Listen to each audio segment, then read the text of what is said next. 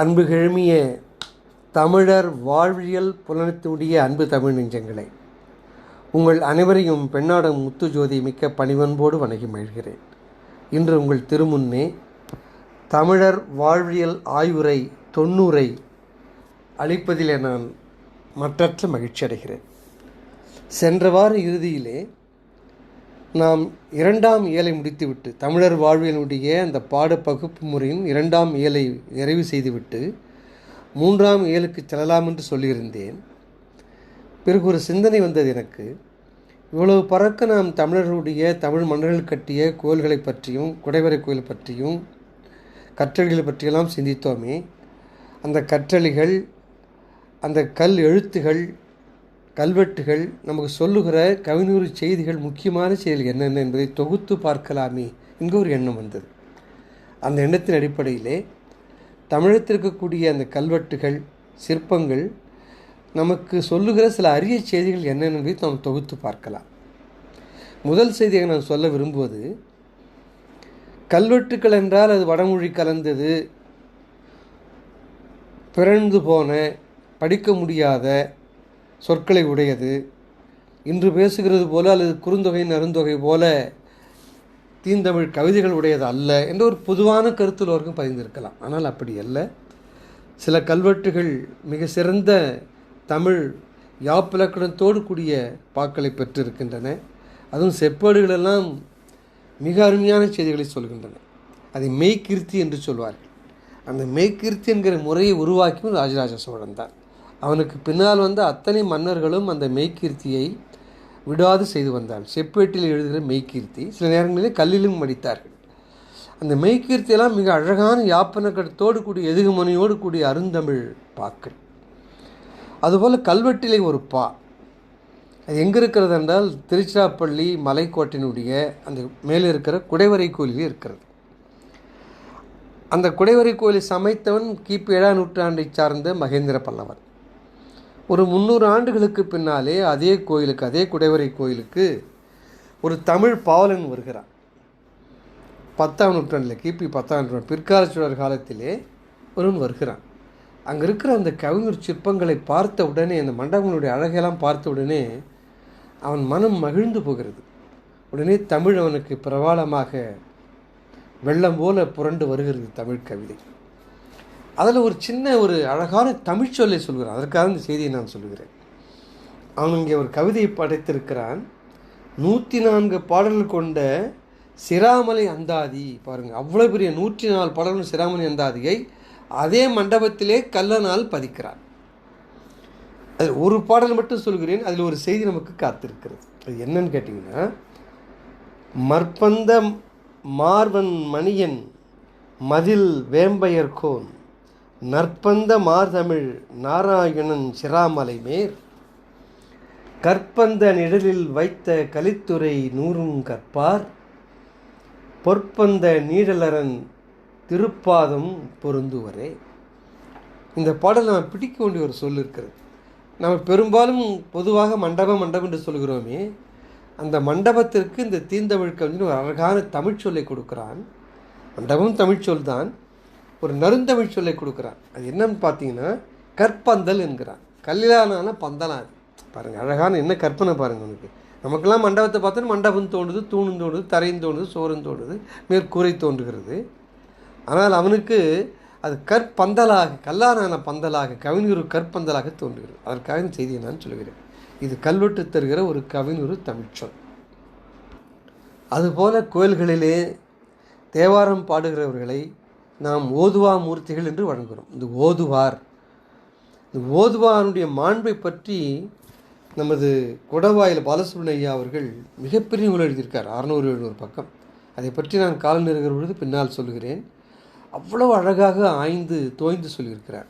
நான் இன்று உங்களுக்கு சொல்கிற கருத்துக்களெல்லாம் பெரும்பாலும் குடவாயில் பாலசுப்ரமணிய ஐயா அவர்கள் தமிழக மரபு சுவடுகள் என்கிற ஒரு நூலிலே சொல்லியிருக்கிற கருத்துக்கள் தான். அதுபோல் அரிய செய்திகள் கூறும் அற்புத ஆலயங்கள், அதுவும் குடவாயில் பாலசுப்ரமணிய ஐயா எழுதியது தான். அவருடைய நூல்கள் 5-6 இடத்தில் இருக்கின்றன. அவ்வளவும் வரலாற்று பெட்டகங்கள். அவ்வளவு தோய்ந்து தேடி எப்படி நான் வெங்கடேச மாட்டாரை பற்றி இதுகாரம் சொல்லி வந்தேனோ, அதுபோல் இன்று நான் சொல்லுவது குடவாயில் பாலசுப்ரமணிய அவர்களுடைய பெரும் ஆராய்ச்சி பணிவர்கள். அதில் இந்த ஓதுவா மூர்த்திகளை பற்றி சொல்கிறார். இந்த ஓதுவார் என்கிற சொல் எவ்வளோ பழமையானது என்பதை அவர் விளக்கப் புகுகிறார். அதற்கு ஒரு கல்வெட்டு அவருக்கு சான்றாக அவருக்கு துணை நிற்பது திருவண்ணாமலையில் இருக்கக்கூடிய ஒரு கல்வெட்டு. அதை செய்தவன் யார்? பெரும்பாலும் என்ன நினைப்போம்னா, இந்த விஜயநகர பேரரசு மன்னர்கள் எல்லாம் தமிழை கோயிலுடைய கருவிலிருந்து வெளியே தள்ளியவர்கள். உண்மைதான்.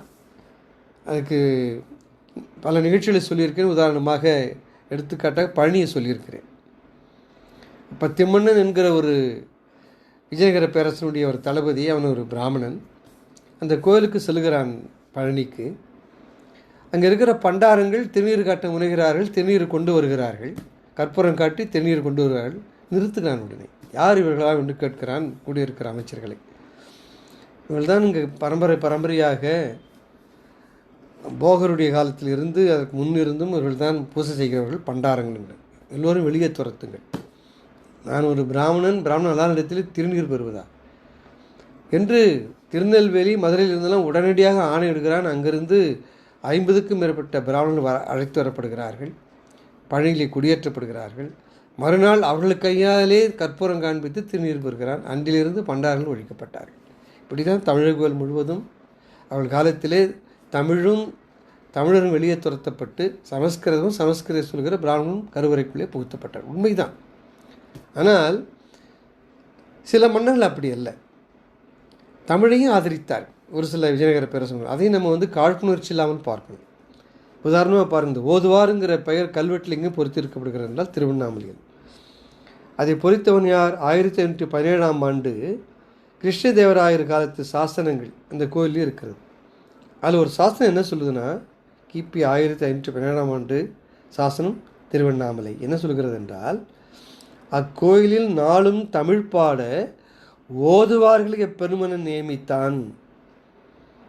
அப்போ முதல் சொல் இந்த ஓதுவார் என்கிற பெயரை கல்வெட்டிலே கிருஷ்ணதேவராயர் குறிக்கிறார். அப்போ தினசரி அந்த கோயிலில் அது கருவறைக்கு உள்ளே ஓதினாரா என்று நமக்கு தெரியாது. அவர்களை தமிழையும் மற்றவர்கள் வெளியே துரத்தி இருக்கலாம். ஆனால் கோயிலிலே தினந்தோறும் தேவாரம் பாட வேண்டும், அது ஓதுவார்கள் வேண்டும் என்று அவன் கருதினான். அதற்காக என்ன செய்யறான்னா, ஒரு சாசனத்தை இங்கே நிறுவுகிறான். ஆக கோயிலில் நாளும் தமிழ் பாட ஓதுவார்களை பெருமன்னன் நியமித்தான் என்று அங்கே ஒரு கல்வெட்டு, அது 1517ஆம் ஆண்டிலே செய்திருக்கிறான். அது ஒரு கல்வெட்டு சாசனம் அங்கே இருக்கிறது இந்த திருவண்ணாமலை கோயிலிலே. இன்னொரு செய்தியும் சொல்லுது அந்த கல்வெட்டு. அப்பொழுது தேவாரம் என்கிற பெயர் இல்லை. அப்போ என்ன சொல்கிறான், திருப்பாட்டு என்கிற பெயர் வழங்குகிறது.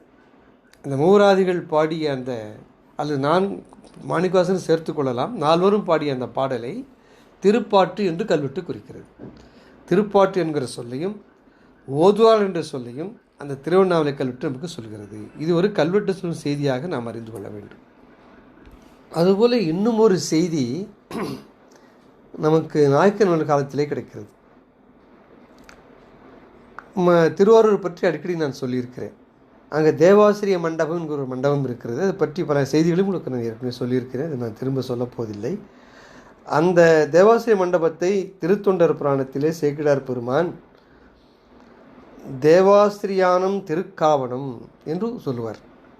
அந்த மண்டபத்துக்கு பல சிறப்புகள் நான் சொல்லியிருக்கேன். அதில் அந்த மண்டபத்தினுடைய அந்த மேல் விதானத்திலே அழகான ஓவியங்களை 1700 வரைந்திருக்கிறார்கள்.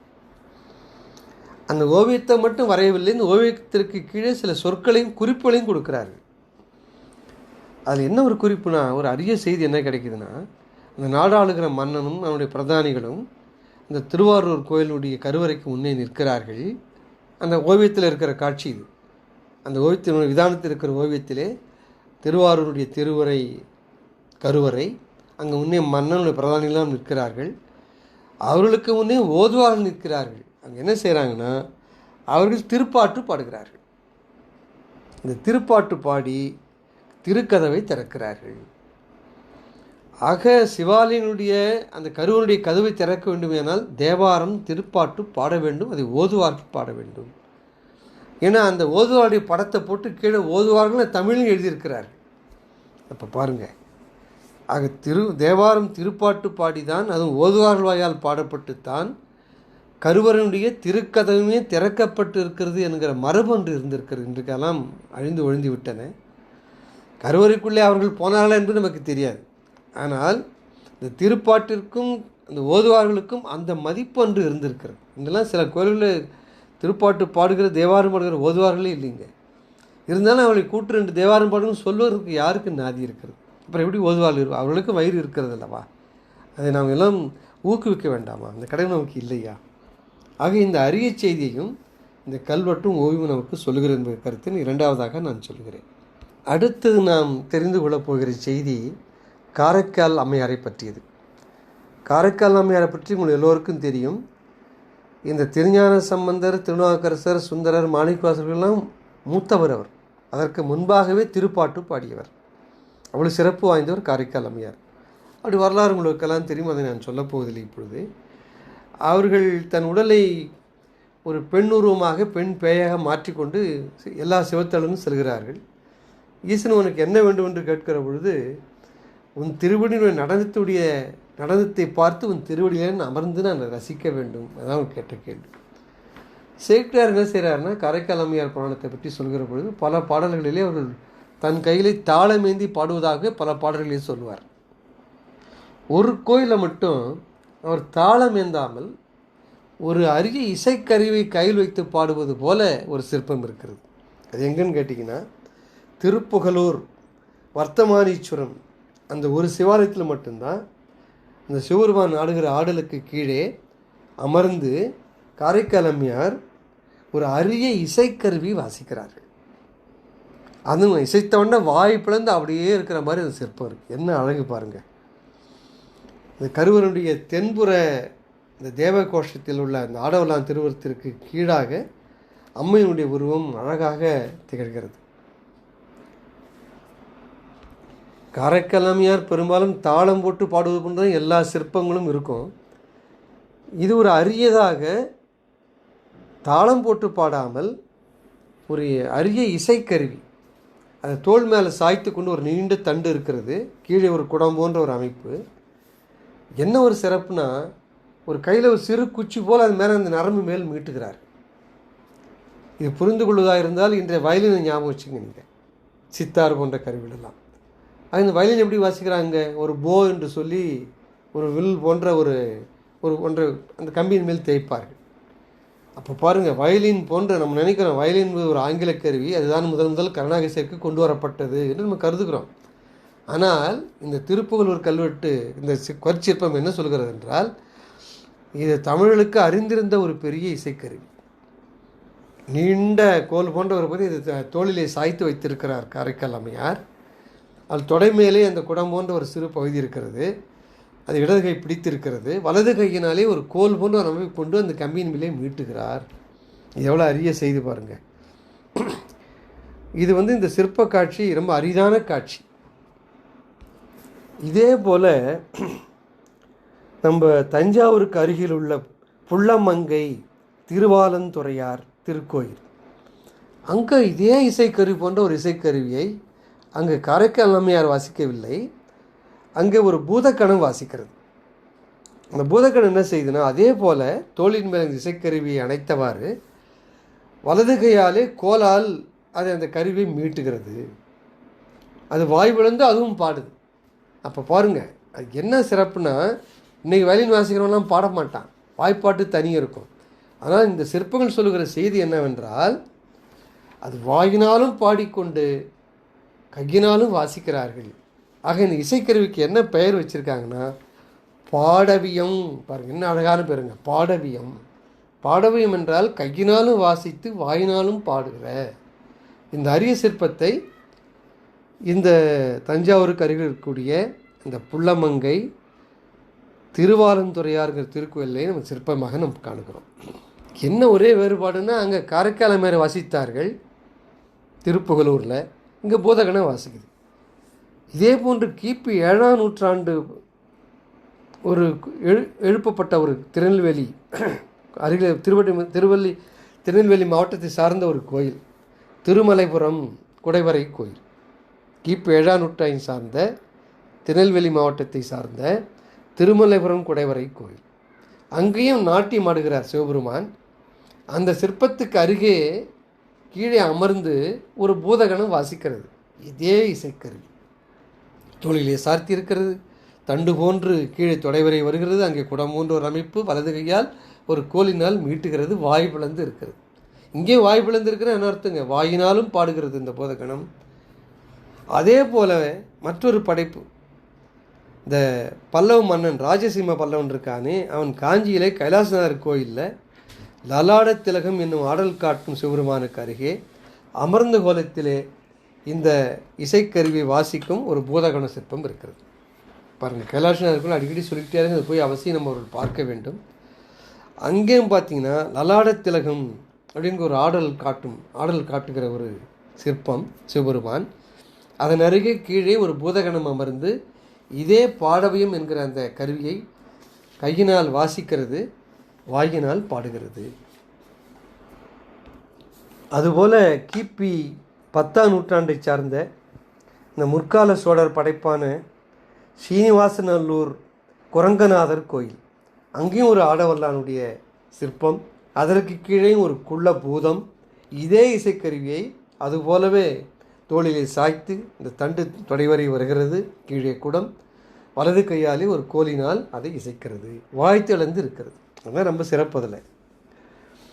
ஆக தமிழகத்திலே மிக தொன்மை காலம் தொட்டே இந்த இசைக்கருவி இருந்திருக்கிறது, வாசிக்க பெற்றிருக்கிறது என்கிற செய்தியை நாம் புரிந்து கொள்ள வேண்டும்.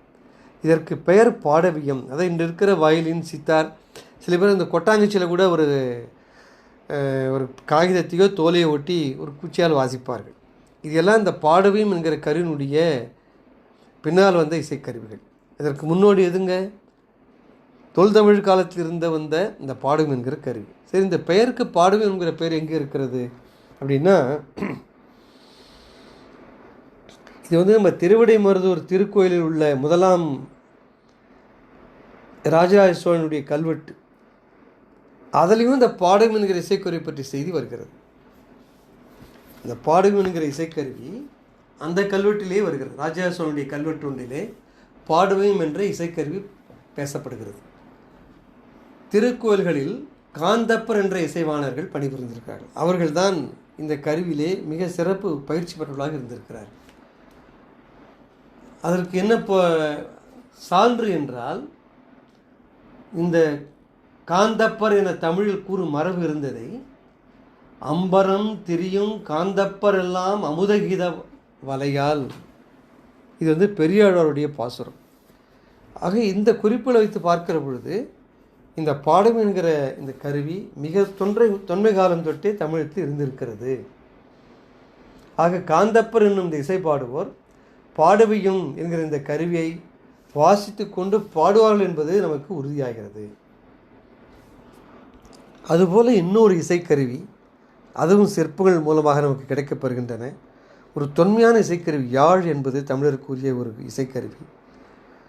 அதை சகோட யாழ் என்கிற யாழ் பற்றி ஒரு தாராசுரம் போன்ற கோயில்களில் நமக்கு காண கிடைக்கின்றன. மகர யாழ், வில் யாழ், சீரி யாழ், சகோட யாழ், பெருங்கலம் என்னும் பேரியாழ், இது போன்ற பல்வேறுகையான யாழ்களை பற்றி நமது தமிழ் இலக்கியங்கள் பேசுகின்றன. குறிப்பாக பெருமனாற்றுப்படை, சிறுபனாற்றுப்படை போன்ற நூல்களிலே சிறப்பாக குறிக்கும் பாணர்தம் இந்த யாழ் மரபு சிலப்பதிகாரம் காலம் தொட்டு ஆடலோடு இணைந்து அரங்கேறதை நாம் பார்க்கிறோம். சிலப்பதிகாரத்தில் சம்பந்தமான குறிப்புகள் நிறைய இருக்கின்றன. பின்னால் வந்த திருஞான சம்பந்தர், நமது திருநீலகண்ட யாழ்ப்பாணர், அவருடைய மனைவியார் மதங்க சூளாமணியாரும், இவர்கள் இருவரோடு தான் தான் பாடிய தேவாரம் அனைத்தையும் இவர்கள் இசையாக பாடியிருக்கிறார்கள். ஆகினாலே அவர்கள் தாழ்ந்த குலத்தவராக என்று கருதப்பட்டாலும் கூட அவர்கள் இருவரையும் தன்னோடு எல்லா சிவாலயங்களுக்கும் அழைத்து சென்றார். அவருக்கு எவ்வளவு அந்த தமிழ் இசை மேலே பற்று இருக்கணும் பாருங்க. ஆகினால் இந்த சாதியெல்லாம் கடந்து பார்க்கிறார் திருஞான சம்பந்தர். அந்த சிற்பங்களும் இந்த திருநீலகண்ட யாழ்ப்பாணரும் மதங்க சோழாமணியாருடைய அந்த சிற்பங்களும் தாராசுரம் கோயிலிலே மிக கவினுறு வகையிலே மிக அற்புதமாக அமைக்கப்பட்டிருக்கின்றன. நாம் அதை உலா சென்ற பொழுது நாம் பார்த்தோம். இந்த சகோட யாழுடைய சிற்பமும் அங்கே இருக்கிறது தாராசுரத்தில்.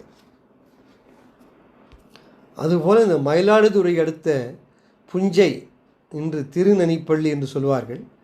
அந்த திருநனிப்பள்ளி சிவாலயத்தில் யாழ் இசைக்கிற பெண்களுடைய சிற்பங்கள் அங்கே இருக்கின்றன. அது முற்கால சோழர் இருக்கான் பாருங்கள். அதாவது நம்முடைய பிற்கால சோழருக்கு அந்த ராஜா சோழனுக்கெல்லாம் முற்பட்டவர்கள். கரிகால் பெருவளத்தான் வளர்த்தானே, அந்த முற்கால சோழர் காலத்தில் அந்த சிற்பத்துகளில் காணப்பெறும் யாழ்களும் அந்த முற்கால சோழர் காலத்தில் என்ன யாழை பற்றி குறிப்பில் இலக்கியங்கள் சொல்கிறதோ அது அங்கே இருக்குது. அதே சிற்பம் தாராசுரத்துலையும் இருக்குது. அப்போ இலக்கியங்கள் சொல்லுகிற அந்த யாழ் சகோட யாழ் தான் அங்கே புஞ்சை என்கிற திருநனி பள்ளியிலும் தாராசுரத்திலும் இருக்கிறதை நாம் புரிந்து கொள்ள வேண்டும். ஆக இலக்கியங்கள் சொல்லுகிற அந்த யாழ்கள் எல்லாம் அந்த செய்திகளை பார்க்கிற பொழுது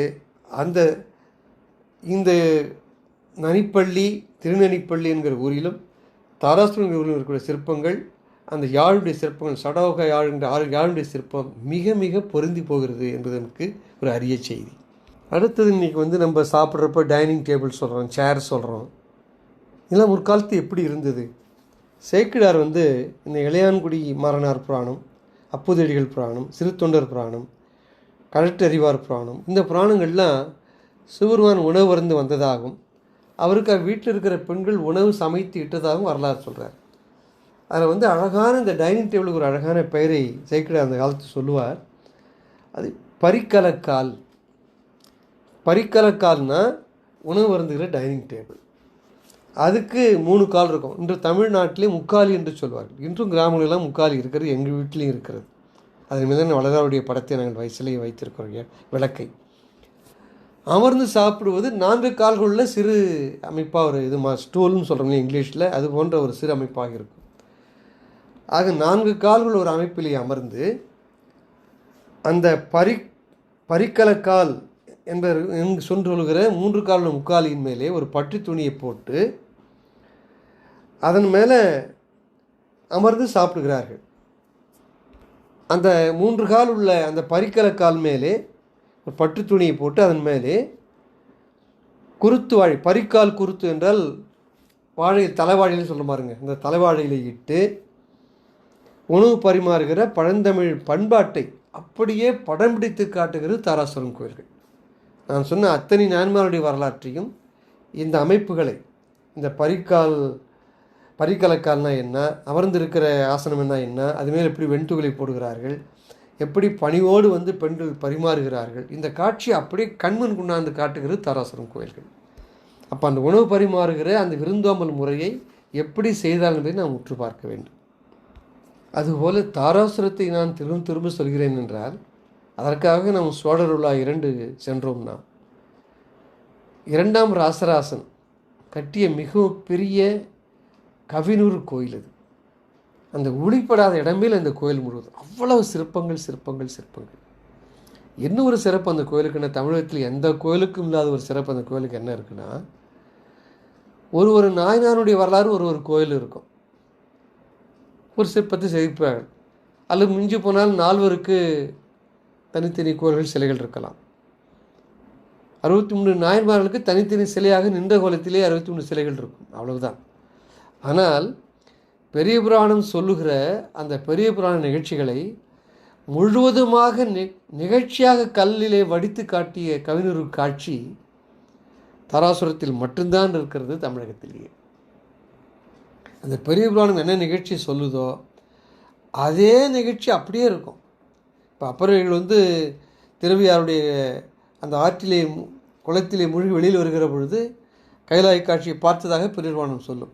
அப்பொழுது என்னென்ன அவர் பார்த்தார், அதுபோல் எல்லாம் இருக்கும்.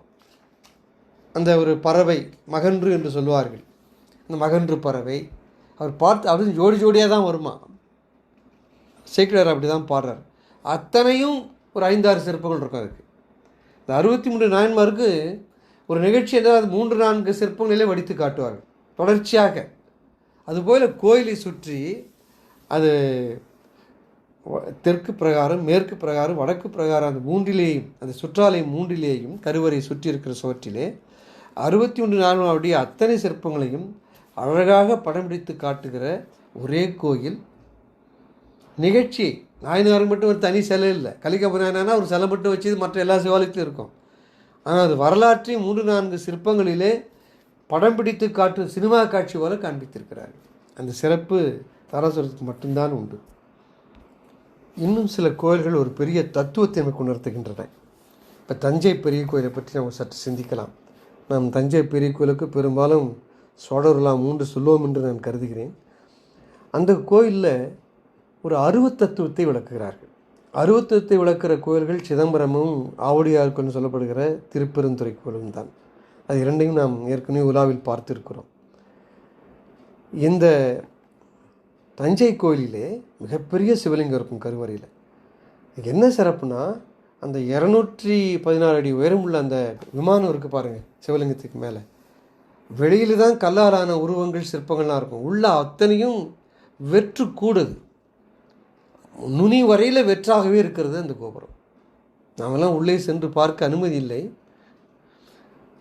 பிறப்பால் வரும் தடுத்து விடுகிறார்கள். ஏன்னா ஒரு பெரிய அதிசயம் அது. என்ன காட்டுறாங்க?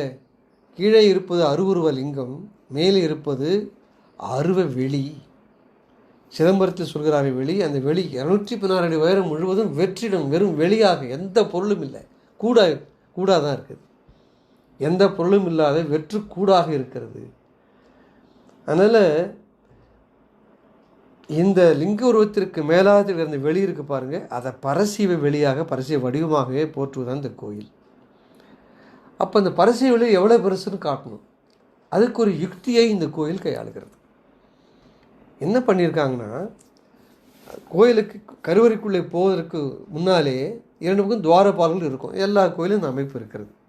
இந்த கோயில் துவாரபாலருடைய அமைப்பில் என்ன ஒரு சிறப்புன்னு கேட்டிங்கன்னா, அது 18 அடி உயரமுள்ள ஒரு துவாரபாலகர். எவ்வளோ பிரம்மாண்டமான துவாரபாலகர். சிவலிங்கமும் எல்லாம் பெருசு தான். பெருவுடையார் கோயில் இல்லையா அது? சரி, அதோடு நிறுத்திட்டாங்களா? அந்த சிவபெருமான் இந்த வெளியினுடைய டைமென்ஷனை, அளவை நாம் கற்பனை செய்ய ஒரு உத்தியை கையாளுகிறார்கள். அந்த 18 அடி உயரம் உள்ள அந்த துவாரபாலருடைய காலடியிலே ஒரு பாம்பு இருக்கிறது. ஒரு பாம்பை வரைந்திருக்கிறார்கள். அந்த பாம்பு என்ன செய்யுதுன்னா, ஒரு யானையை விழுங்குகிறது. இது என்னங்க இது? பாம்பு யானையை விழுங்க முடியுமா? அப்போ உங்கள் கற்பனை எங்கே ஓட்டணும்னா, ஒரு யானையை விழுங்க வேண்டுமென்றால் அந்த பாம்பு எவ்வளோ பெருசாக இருக்கணும். சரி, அந்த பாம்பு துவாரபாலருடைய கால் விரல் பெருசு தான் இருக்குது. அப்படி என்றால் அந்த துவாரபாலகன் எவ்வளோ பெருசு இருக்கணும்? எத்தனை ஆயிரம் அடி உயரம் இருக்கணும்? கற்பனை பண்ணி பாருங்கள். இந்த பாம்பில் இருந்து யானை விழுங்குகிற பாம்பு என்றால் அப்போ பாம்பு மிகப்பெரியதாக இருக்க வேண்டும். அது எத்தனை 100 அடி நீட்டு இருந்தால் நம்ம ஒரு யானை விழுங்க முடியும். அவ்வளோ பெரிய ஒரு பாம்பு இந்த துவாரபாலனுடைய கால் கட்டை விரல் பெருசு தான் கீழே இருக்குது. அப்போ அந்த துவாரபாலர்கள் எவ்வளோ பெருசாக இருக்கணும்? அந்த துவாரபாலம் எவ்வளோ பெருசாக இருக்காங்கன்னா, அப்போ அந்த வெற்று கூடு இருக்கு பாரு சிவலிங்கத்தின் மேலே, அது எவ்வளோ பெருசாக இருக்கணும்? எத்தனை 1000 அடிகள் உயரம் இருக்கணும்? லட்சம் அடி போகணும். அதுதான் வெளி. ஆக ஈசன் இங்கே வெளியாக அவ்வளவு பெரியதாக இருக்கிறான் என்று காட்டுகிற மிகப்பெரிய தத்துவத்துடைய கோயில் இந்த தஞ்சை பெரிய கோயில். இது நாம் உலா செல்கிற பொழுது நாம் விரிவாக சிந்திக்கலாம். இன்னும் இதில் சிந்திப்பதற்கு நிறைய இருக்கிறது.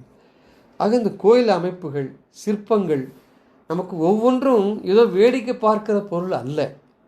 நமக்கு பல செய்திகளை சொல்லுகிற வினோத சிற்ப கூடங்கள் அவை. அதனால தான் அந்த துவாரபாலரை வைத்து இவ்வளோ பெரிய ஒரு பிரம்மாண்டத்தை நமக்கு கற்பனை செய்ய நமக்கு தூண்டுகிறார்கள். அப்படிப்பட்ட ஒரு பிரம்மாண்ட கோயில் தான் தஞ்சை பெரிய கோயில்.